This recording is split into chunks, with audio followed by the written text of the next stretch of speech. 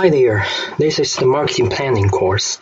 I'm your teacher, Dr. Wang Wei. You guys can call me Dr. Wang, or my English name, Will. Both are okay for me. First of all, I'm going to introduce the exam grading method. This is one of the most important things for this course. Your final grade will include 3 parts. The first, of course, is attendance and participation. It will be 10 points. And the second part is teamwork. I need you guys to team up. There should be 2 to 3 members in one team. There will be several presentations for every team. This part contributes 40 points, and the final part is an essay. Every team in this class has to write an essay with the theme of marketing planning. This part has 50 points. And this is our catalog of the course. We have 10 chapters to learn in this semester. The first chapter is about basic concepts and common knowledge about marketing planning. It's more like guidance to this course. This chapter needs you to learn the definition of marketing planning, learn different types of marketing planning, and learn the traits of marketing planning. Chapter 2 is about the process of marketing planning. This part requires you to understand the procedure of marketing plan, get creative design of marketing plan, and learn the structure and the content of a marketing plan. Chapter 3 is marketing audit, requiring you to understand the definition of marketing environment and learn the techniques for macro and micro environment analysis. Chapter 4 is marketing research. It requires you to design a method for collecting information, manage and implement the data collection process, analyze the results, and communicate the findings and their implications. Chapter 5 is marketing strategy planning, requiring you to understand the definition of marketing strategy and learn how to make strategies for a marketing plan. Okay, Chapter 6 to Chapter 10 are also important elements in this course, and after the learning of these 10 chapters, we can build a system about all the details needed for marketing planning. These slides you may pay more attention. We will have 5 presentations in this semester for each team. The first is about how to use SWOT analysis, and the second is about strategy analysis. And the third is STP analysis. The fourth is MI design. And the last one is your final presentation about your essay, aka the marketing planning report. And here is our schedule. We only have 9 weeks because I was informed that in this class we have many students who are going to graduate. So the time is compressed, which means that we have to do a lot more work within less time. And unfortunately, due to the epidemic situation, the coronavirus is spreading. We have to attend this class online, which is quite inconvenient. In this schedule, I try to allocate time reasonably. In week 1 and week 2, I'll instruct chapter 1 to chapter 4. And in week 3, I'm planning that we will have an online discussion and presentation about SWOT analysis, as we mentioned before. And if, at least I hope so, if the virus epidemic over, everything's gonna be back on track, If unfortunately not so, maybe we need more online lecture and discussion. Okay, let's go back to the course. The first thing I would like you to do generally is a self-introduction. But it's an online course now, so it's not realistic to have all of you introduce yourself via WeChat. So let's take it as the first homework. Everyone please record a 5-minute video about yourself and send it to me by WeChat or by email. You may find my email address in the first slide. Okay, a self-introduction should include your name, your grade, and your major. And I also would like to know the reason you chose this course, except the credits. And moreover, I believe that most of you are senior students, so I'm also curious that if you have any ideas about marketing and marketing planning. Besides, you can put anything you want to express in the footage. And here is the name list of this course. I need you guys to team up before this weekend, one team with 2 to 3 members. And after teaming up, you should send me the membership information by team. I won't assign you a team. Please contact with your classmates to team up. And of course, you can team up willingly and freely. If you can't affiliate yourself, just contact me for help. Okay, here is the information about teaming up. Please send me the membership information by this weekend. And one more thing before the class formally starts. Here is a pyramid about learning. Because this course is more about practice in the real world, I would like you to have a basic knowledge about active learning. So that needs more discussion and practice. And I also hope that you can teach others about the knowledge you will get in this course in the future. And especially due to the situation, online course needs more active learning. That's what I would like you to know. Okay, now we are going to begin. This class is about an introduction. I believe all you guys are familiar with the concept of marketing. And this course is more than marketing. It's about the practice. It's about how to make specific plans and strategies for marketing. Here list 3 goals for this class. First, we are going to learn the definition of marketing plan. Second, we are going to clarify different types of marketing plan. And third, we're going to understand the traits of marketing plan and what is the difference between marketing and marketing plan. Before we start, I would like you guys to think about a case. For the limitation we cannot discuss now, but here I'll show you 2 clips which are about the former President Barack Obama of the United States of America.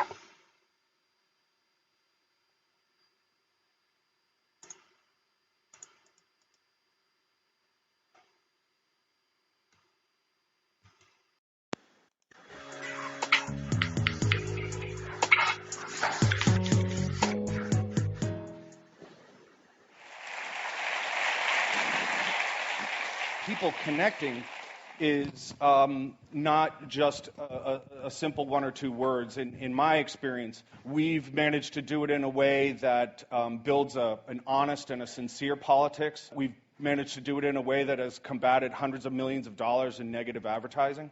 And we've done it in a way that has, in even a small way, continued America's journey towards a more perfect union. So I take these things very seriously.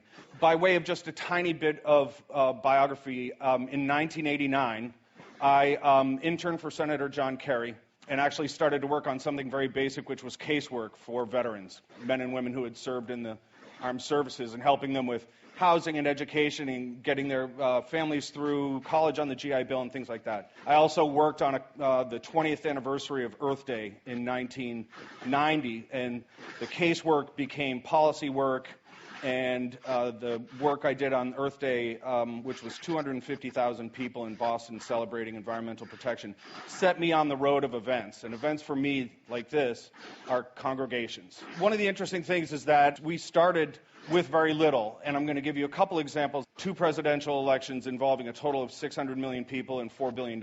Being discounted and being marginalized and being underestimated is actually something that's quite empowering. And when I Googled the campaign, when I was thinking about joining and they were asking me to join, I loved the idea that the 3 words that came up were improbable and unlikely and long shot. And if this were a college audience, I would spend a lot more time telling people that they shouldn't ever let anyone, be it the chattering class or anyone really, define what is probable and what is likely. Because clearly in this situation, the consensus was 100% wrong. American presidential politics sink or swim in the 2 early states of Iowa and New Hampshire. They're intensely local and kind of organic exercises. The joke in both states is one person says to another, "Who are you going to vote?" And they say, "I don't know, I've only met them all 3 times." So there's a sense of ownership over the process, and people expect to see these folks quite frequently. So if you went to Max Apples on a Tuesday at 10:30, not only could you buy your apples and pumpkins, but you could spend an hour and a half with Barack Obama talking about any number of issues in your hopes and aspirations for the future of America. We would spend long days and go by something as simple as this, something that is so organic in its honesty that it would just give us the energy to get up the next day. One of the things that we did, and I'm going to talk about our main online tool, we looked at each individual, not only just a supporter, but as an organizer, which is a much different way of looking at people. Not just a single persuasion exercise, but someone that we could actually give the tools to and let them come in and be the campaign. And the main way we did that was through mybarackobama.com. But here on the right was the first time ever where we were inviting people to come in and giving them the tools, personalize the campaign, and connect the people already in their lives with the Obama campaign. And the way it worked is just like when you sign up for a free email address, and you could start to organize the people that you already had in your lives. We created much more of a two-way street with our supporters.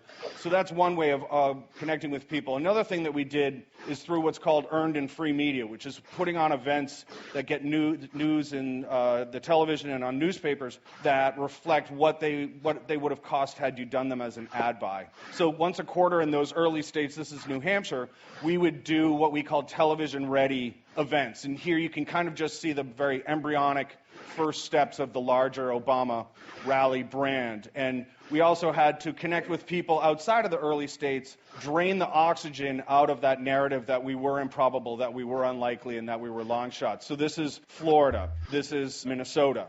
3,000 and 4,000 and 5,000 people getting the free media, signing people up on mybarackobama.com, looking at them as potential organizers and not just supporters. Now, another tool that we used is surrogates and validators, people other than the candidate. Mrs. Obama was tremendously effective, especially when you look at how so many of swing voters in the United States of America are women. Senator Biden was extremely helpful. One of the things I love saying when I go around the world, because I'm really proud of this, is that the most powerful political force in American presidential politics is a home-owning mother of 2. That is where everything is decided. And so when you look at reaching out to that demographic with someone that has a relationship there that is already connected with those people, Oprah was a perfect way to connect with those people by way of a validator or a surrogate.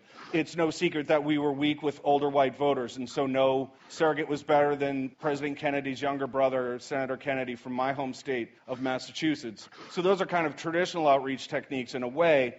Because we started with nothing and because we started with so little, we were either forced to be very creative or we were allowed to be creative. You can think about that 2 different ways. But no one had ever done this before, and because we needed to connect with young people, we started to buy ad space on video games. Now, you can think of we did that because we were creative, or you can think that we did that because we started with so little. I think the answer is actually somewhere in between. Hockey games. Now, towards the end of the first campaign, this is taking earned and free media and pushing it into light speed. This is 100,000 people in St. Louis. We're ringing that event with 7,000 or 8,000 volunteers, getting all the contact information we can from these folks, looking at building a relationship with them rather than just a single persuasion exercise.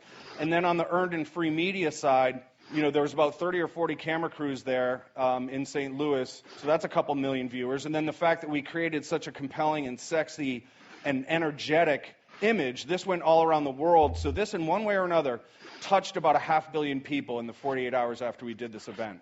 And that is back on that idea of free media. And we won. The second campaign, I believe that campaigns are the courtship, but governing is the marriage. All of a sudden, it's not just aspirations and, well, what are we going to do as a team in the future and, build a house and have a family and all that other stuff. Now it's time to actually deliver. Now it's time for responsibilities. Now it's time for tangible deliverables to one another. As soon as you start governing, you automatically start disappointing people. As soon as you start to focus on healthcare reform, then the people who want you to work on global climate change are going to say, I thought you were concerned about our thing. And as soon as you focus on early childhood education, the people that are going through the foreclosure crisis in the United States are saying, I thought you were going to focus on the foreclosure crisis. So there's a built-in disappointment factors the day you take office. Now, to focus on the second campaign, we back on these very core original principles of connecting with people and giving them the tools to connect with one another. We decided a year out our goal was 1 million conversations. And that's not 1 million faceless volunteers calling an endless list of people. That's 1 million conversations, people truly connecting. 95,000 conversations we got done in the state of Florida 1 year before Election Day, 87,000 in Virginia, 85,000 in Nevada. Back on that idea of individual to individual self-organization. I should also say, by virtue of a Supreme Court decision, that we knew unregulated corporate spending in elections was rendered legal, and we knew we were going to be up against at least $500 million in unregulated corporate spending attacking President Obama. Separate and in addition to what our opponent could legally spend. So if you want to take what $5 million spent trying to tarnish your brand and multiply that by 100, and then you throw in the legal expenditures of our opponent, you're talking about negative ads to the tune of almost $1 billion. And we knew that our one card to play was maintaining this foundation of people connecting, one person connecting with another. But one of the main things that changed between 2000 and 2008 and the second campaign is that the world had gone mobile. And for example, we found that people under the age 30 didn't even have a landline. They weren't tethered to any one address in terms of how you could, get mail to them or get phone calls to them. So we turned to one of the main portals through which people under the age 30 were conducting their online lives. So we created a targeted sharing app, and the idea of this is that if you're an Obama supporter, you would give the campaign permission to come in and run analytics on your friends, and then we would say, hey, you have 17 friends in Ohio, 13 friends in Florida, and 27 friends in Virginia. And we're going to give you some tools that we think might be effective as you reach out to them. So it was based on that one-to-one contact, based on that self-organizing and personalization, but using a tool that had really come to the fore between the first campaign and the second. The other thing back on that kind of mobile online life is we had to adapt to texting and SMSs. So we built this quick donate tool, and once a supporter put in their credit card information, we could, say, for example, on the night of a debate or some important milestone in the campaign, we could send them a text, and if they just responded with $5, that would be a $5 donation. Back on those early low-dollar donors, $10, that kind of thing. And this is what it would look like when you received it. We updated myBarackObama.com into what we finally called Dashboard, but you can see here the same thing, a strong focus on creating political activity rather than the 20th century model of just reading about it and absorbing information. This is really tools where people can go out, set up these events. Call tool, very simple idea, but instead of just having volunteers call endless lists of people, we would have veterans call veterans, teachers call teachers. Very simple, but back on that idea of personalization and giving people the tools to really personalize their involvement.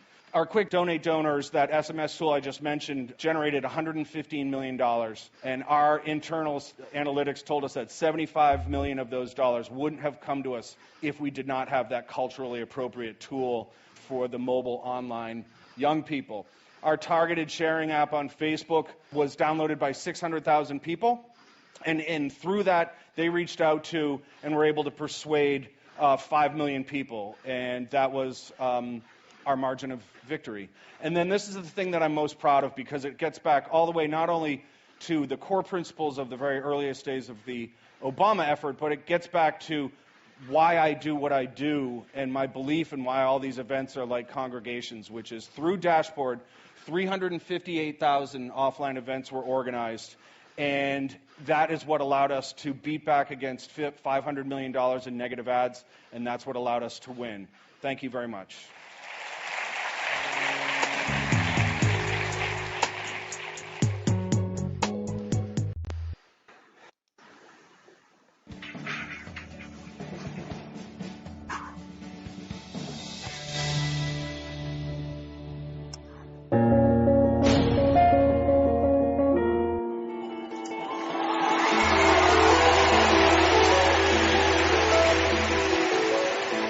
Barack Obama in 2004 was totally unknown. People were saying, I don't know who this guy is. I wonder why they picked him. He had this reputation as a bit of an upstart, as sort of a young, rising figure in the party, but no one knew who this guy was. This was his chance to introduce himself to people. Tonight is a particular honor for me because, let's face it, my presence on this stage is pretty unlikely. My father was a foreign student, born and raised in a small village in Kenya. What makes a great political speech is if you can somehow fold your story into this larger American story. The next thing he says is about his mother's family. His grandfather fought in World War II. He used the GI Bill. They settled in Kansas, so white people could say, he's just like us. My parents shared not only an improbable love, they shared an abiding faith in the possibilities of this nation. I stand here knowing that my story is part of the larger American story, that I owe a debt to all of those who came before me, and that in no other country on earth is my story even possible. Going into this speech, we've had 4 years of George Bush, and we felt as a country like we've grown further apart. 2004 was very much a divisive partisan race. Obama's speech is in some ways an antidote to that. Alongside our famous individualism, there's another ingredient in the American saga, a belief that we're all connected as one people. If there is a child on the south side of Chicago who can't read, that matters to me even if it's not my child. If there's a senior citizen somewhere who can't pay for their prescription drugs and having to choose between medicine and the rent, that makes my life poorer even if it's not my grandparent. It is that fundamental belief, I am my brother's keeper, I am my sister's keeper, that makes this country work. E pluribus unum, out of many, one. He gives a speech that presages his entire political message of 2008, which is this sort of post-partisan argument. Now, even as we speak, there are those who are preparing to divide us. The spin masters, the negative ad peddlers, who embrace the politics of anything goes. Well, I say to them tonight, there is not a liberal America and a conservative America. There is the United States of America. Obama was born with two great gifts. One is his mind, and the other is his ability to speak to large groups of people. There are three things that Obama does that really makes that speech effective. He wants concrete detail. He likes story. And he loves antithesis, the use of repetition and structure to show contrast. There is not a liberal America or a conservative America. There is one America. There is not a black America and a white America and Latino America and Asian America. There's the United States of America. The pundits like to slice and dice our country into red states and blue states, but I've got news for them too. We worship an awesome God in the blue states, and we don't like federal agents poking around in our libraries in the red states. We coach Little League in the blue states. And yes, we've got some gay friends in the red states. We are one people, all of us pledging allegiance to the Stars and Stripes, all of us defending the United States of America. The way he uses his hands, he actually points a lot and does a lot of this, and a lot of this, and a lot of that. In doing so, he gives off this sense of energy. I am new. I'm someone who is dynamic. And he doesn't do that so much anymore. He's a little more solemn and reserved when he gives speeches today. And I think it's more reflective of his office. In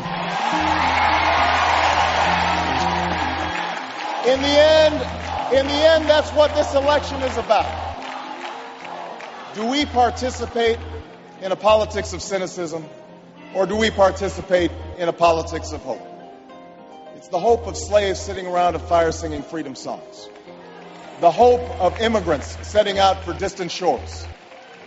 The hope of a young naval lieutenant bravely patrolling the Mekong Delta. The hope of a mill worker's son who dares to defy the odds. The hope of a skinny kid with a funny name who believes that America has a place for him too. Hope in the face of difficulty. Hope in the face of uncertainty. The audacity of hope. His appearance at that convention, which was the best speech of the convention, better than John Kerry's, was electrifying, and without it, he wouldn't be president. I think sincerity means a lot. There are people who, when they speak the truth as they see it, and they're very effective doing that. I believe this country will reclaim its promise, and out of this long political darkness, a brighter day will come. Thank you very much, everybody. God bless you.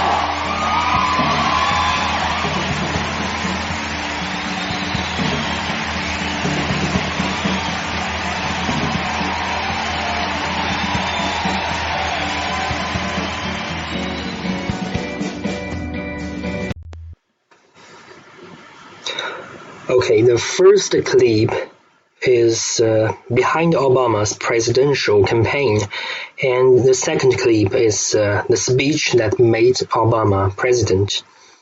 I would like you to think that the campaign of Obama is just like a successful marketing planning and executing.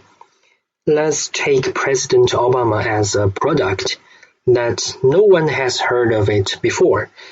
And his campaign team is almost like the most successful marketing team who sold this product to everyone in this nation. Even you don't buy it, at least you know it, and are influenced by this product for 8 years. We can learn a lot from this case of Obama being elected for twice. For example, his campaign strategy emphasize the use of internet, and they are absolutely aware of the importance of connecting people together. And fortunately, at the same time, they are good at it. Precisely targeting your customers and audience and communicating your key message to the people are always the key steps of a successful marketing plan. The main purpose I shared this case with you is that I would like you to know that the application of marketing plan is very broad. And certainly I also hope you can make more efforts into this course. Okay, let's go back to the course. At first, since we have emphasized the importance and the university of marketing planning again and again, what is it exactly? What is marketing planning? And here is the definition of marketing planning. It is an outline of a design to accomplish a specific objective, which have two aspects. The first is to create value for customers at a profit, or in the new concept of marketing. And the second is to create a mutually beneficial relationship between buyers and sellers. When we make marketing plans, we need to think about a lot of factors that may have impacts on our subsequent behaviors. I give several examples here. You may find it's quite similar with Porter's 5-factor model, right? Let's take President Obama as an example. When his team was making campaign strategies, what would they care about? First, what is his strength? President Obama's strength. Let's say he's young, he's full of energy, his story is just like a reflection of a larger American story, which is inspiring. And what is his weakness? There are a lot, like no one knows him before, no political experience, lacking of political resources, and even no black president before is one reason. And what is the marketing need and want? A person that can rescue, I believe a lot of Americans at that time wants a person that can rescue them from war, high unemployment rate, economic crisis, right, in 2008. And surely he has a lot of competitors like Kerry from his own Democratic Party and other candidates from Republican Party. And the last, also the most important, his original purpose for this campaign, or we say what value he can create for his potential customers, voters. Do you remember what his campaign slogan? It's very simple, just one word, change. The word change, nothing more. But it is the most important thing that he believes he can bring to his voters. And also it is the most valuable thing that his voters need.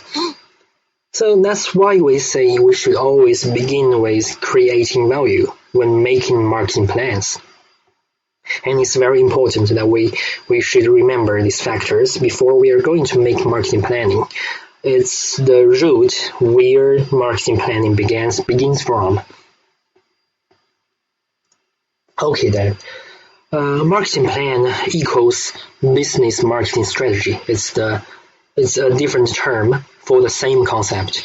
And here we list several tips for making marketing plans.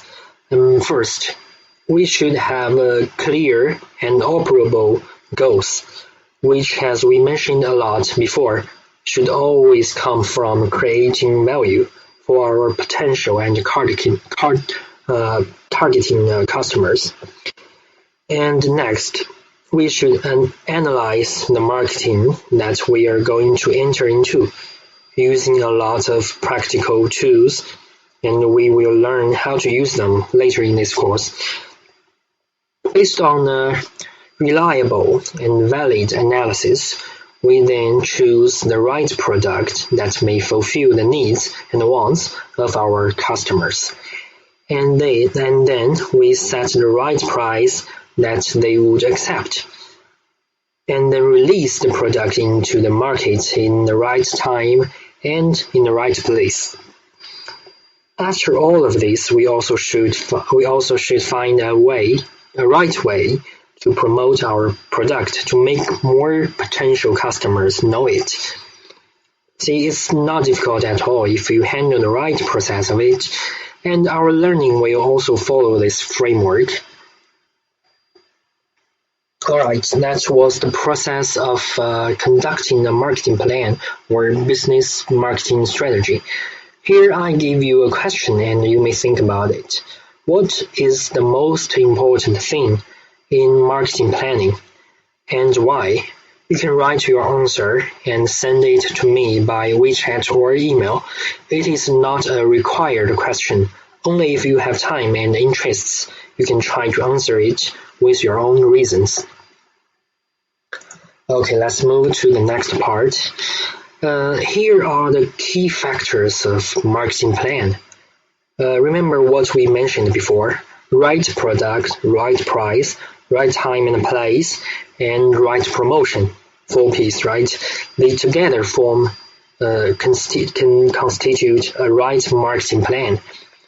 And to be more specific, we sometimes also take power, public, service, and customer into consideration. And now we can say that a good marketing plan should be creative and feasible, and it should be designed to achieve specific commercial goals or solve internal or external problems using a company's advertising and marketing efforts. Now I believe that you guys already have the basic knowledge of the definition of marketing planning, right? Here we should think about a question. Why do we need a marketing plan? After all, since we already know what is marketing plan, then why it is so important to us? Marketing plan is important and we need it because we live in a competitive and complicated business environment. Only by making good marketing plans can we gain advantages and access development. To develop a marketing plan is always a management practice.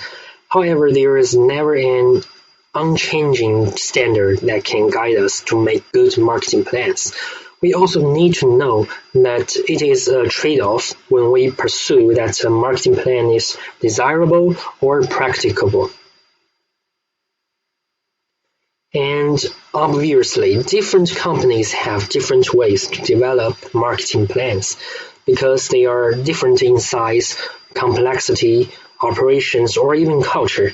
For example, it seems that a small company is more likely to propose a flexible marketing plan, while a large company may be more bureaucratic, but meanwhile more professional and standardized. The complexity of developing marketing plans brings us challenges, of course, because we have a lot to consider when making business marketing strategies, but it's quite universal. Like other managerial practice, developing a marketing plan is also a process of optimization. This model provides us a more general way when faced with complexity. Every practice happened in a company is like this. We should consider all the factors, and based on the feedback from the marketing, we can then adjust our plans again and again until it fits the marketing perfectly. That is the process that we call it optimization. Alright, here I list 9 aspects of the effectiveness of a marketing plan. Point 1 is to help identify sources of competitive advantage. And point 2 is to force an organized approach. Point 3 is to develop specificity. And point 4 is to ensure consistent relationships. And point 5 is to inform everyone in the organization about priorities. And point 6 is to obtain resources needed to implement plans. And point 7 is to engage organizational support at all levels from the bottom to the top of the organization. And point 8 is to set objectives and strategies. And point 9 is to gain commitment towards goals. And from point 1 to point 9, with the effectiveness of it, we can also take them as a tool to evaluate whether a marketing plan is effective enough. Now, I believe most of you are aware of the importance of marketing planning and even have a basic understanding of how to develop a marketing plan. Now, I gave you a case about what a successful marketing plan should be like. This case is about Citizen Watch. The purpose of this marketing plan is to increase the visibility and market awareness of this brand. And here is what they did in Australia. They advertised that there would be a brand activity and rented a helicopter. and then they dropped a citizen watch from the helicopter about at hundreds of meters high, and the person who picked it up would own the watch. And this activity is quite brilliant for the reason that this activity naturally attracts people because of the no ownership of a precious watch, and meanwhile it also indicates the quality of the watch, right? So as for why it happens in Australia, I believe it is because its low population density can make sure that no one would get hurt in this activity. Okay, now I have a question for all of you. If you were the planner of Citizen, what kind of plans would you propose to increase the visibility and market awareness of this brand? Still, it is not a required question. You can discuss it with your team members. This is more like a team task.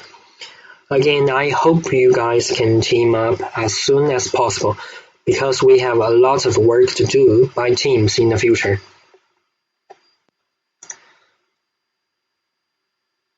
And now we move to the next part. What constitutes a marketing plan? We have 4 elements of a marketing plan. First, we need to clarify the target or goal. It could be single target or multiple target. Second, we need subjects to execute it. Without execution, a plan is always just a plan. And third, we need enough and reliable information to help us make plans. The information should include, but be not limited to, internal and external environment, customers' needs, and competitors. And fourth, we need tools and techniques to help us analyze the information that we collect. By calculation, graphs, or simulations, we can use the results to guarantee the plan is effective. Okay, now we should know there are also different types for marketing plan. We have 2 ways to distinguish marketing plan types. First, according to the planning subject, aka who is going to conduct the plan, we can come up with 2 types of marketing plan. One is internal marketing plan, generally conducted by marketing department of the company. And the disadvantage and advantage of this type of marketing plan are both obvious. Because it happens internally, subjects are familiar with each other, so it's easier to promote the process of marketing plan. But the disadvantage is a possibility of lack of innovation. The other type is external marketing plan, conducted by external professional institution, such as a consulting company. This kind of marketing plan is generally costly and less feasible. The second way of distinguishing types is according to the planning object. One is marketing strategy plan, which is more macroscopical, mainly focusing on positioning, rival development, and image. And the other is marketing tactics plan, which is short-term, more microscopical, and more specific, mainly focusing on product, price, place, and promotion, as like 4 Ps we mentioned before. Now we have 2 more slides to go. It's almost there. Since we already learned the definition, the key factors, and the elements of marketing planning, now we are going to learn the traits of it. Generally, we have 5 key traits to describe marketing planning. First is innovation. Only innovative plans can lead to the effectiveness. That's why we define marketing plan as creative. Second is dynamics. As we mentioned before, we need marketing plan because of complicated environment. So the plan itself must be flexible enough to adjust to the change of the environment. And the third trait is advanced. We should think and look forward to make sure our plan is forecasting.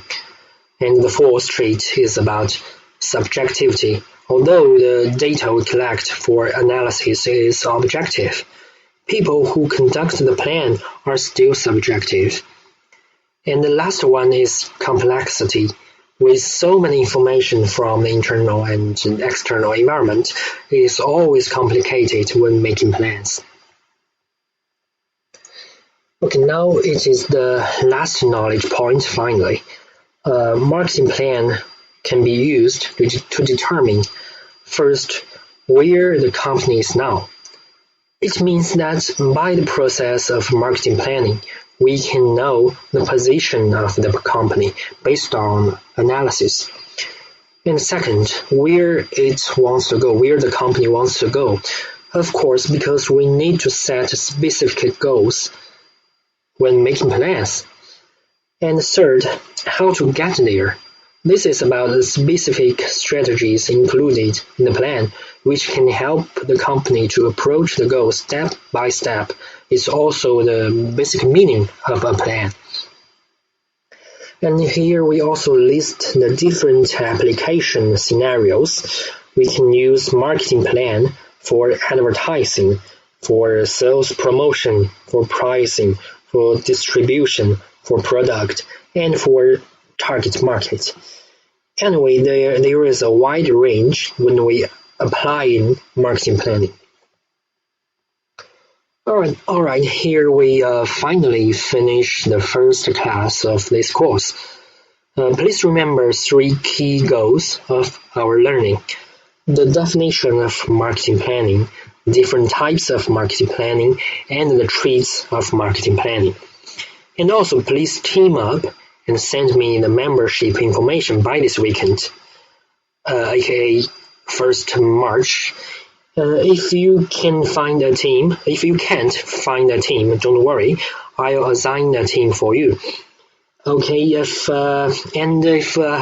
you have any problems, please don't hesitate to contact with me. You know my WeChat and email. So see you next time.